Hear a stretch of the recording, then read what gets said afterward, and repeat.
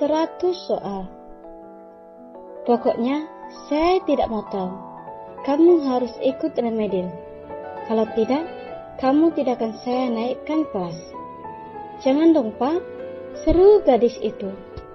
Ara terlihat panik ketika mendengar kata-kata dari Pak Ridwan.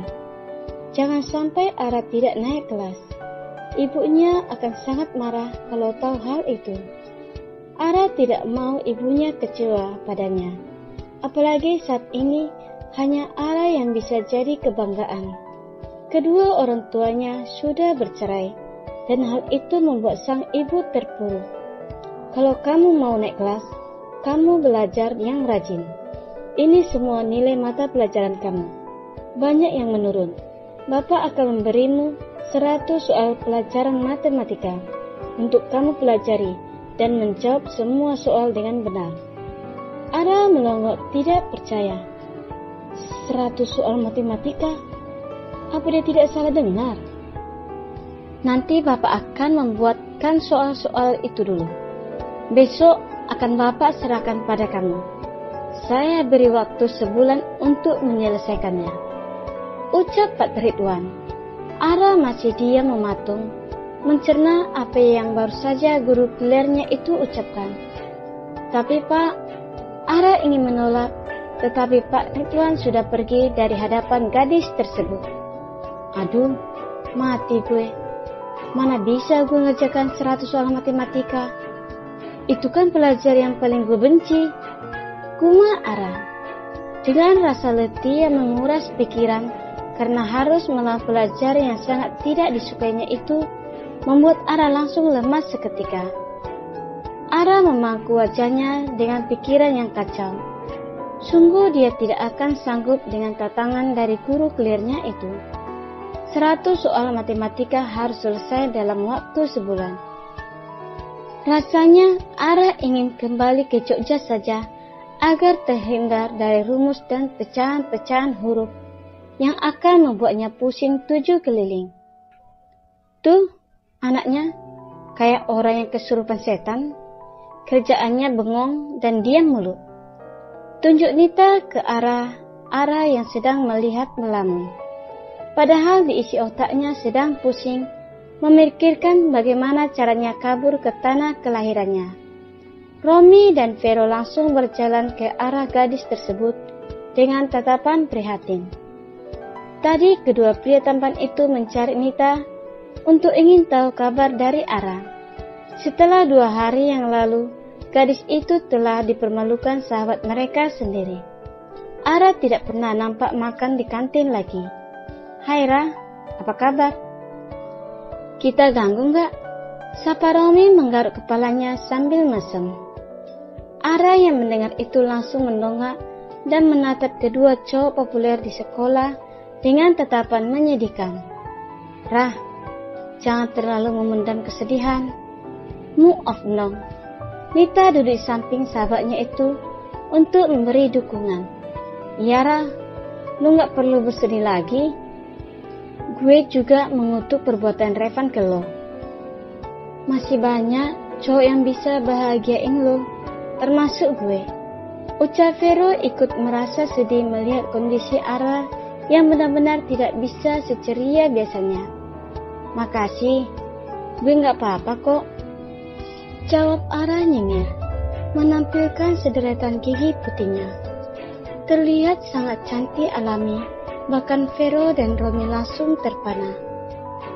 Ara kali ini memang tidak memakai bedak tebal ataupun gincu, seperti sebelum-sebelumnya yang membuat Revan ilfil. Dengan penampilannya yang terlihat sedikit dewasa, bahkan terkenal seperti wanita penggoda.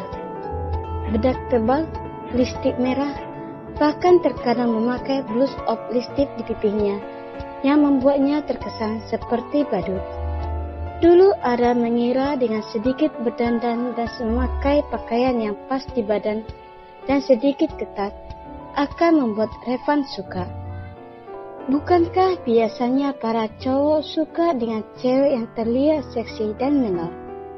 Itulah dulu yang ada di pikiran Ara. Padahal nyatanya Revan bukan tipe cowok yang suka hal-hal seperti itu. Mungkin Ara memang baru sadar jika dulu penampilannya benar-benar norak. Dan sekarang gadis itu akan berubah penampilannya yang seperti dulu lagi. Dulu penampilan Ara selalu polos dan sederhana. Sebenarnya Ara bukan tipe cewek yang suka dandan menor. Dia yang terlalu dibodohi oleh rasa yang namanya cinta. Sekarang sudah saatnya dia kembali menjadi dirinya sendiri. Rambut yang dikuncir kuda dan hanya bedak tipis dan pelembab bibir pink samar agak terlihat lembab. Itulah jati diri Ara yang sesungguhnya. Ara berdehem, membuyarkan tatapan kagum kedua cowok itu. Kita berdua siap jadi sandaran buat Lora kalau lo sedih. Romi menyenggol lengan Vero ketika cowok itu berucap, "Apaan sih, Rom? Gue cuma mau hibur Ara," bisik Vero. Nita dan Ara saling berpandangan melihat tingkah kedua cowok populer yang sedang cari muka di depan Ara itu. Makasih ya buat kalian semua yang udah mau menghibur gue. Sebenarnya gue udah enggak kepikiran sama kejadian kemarin.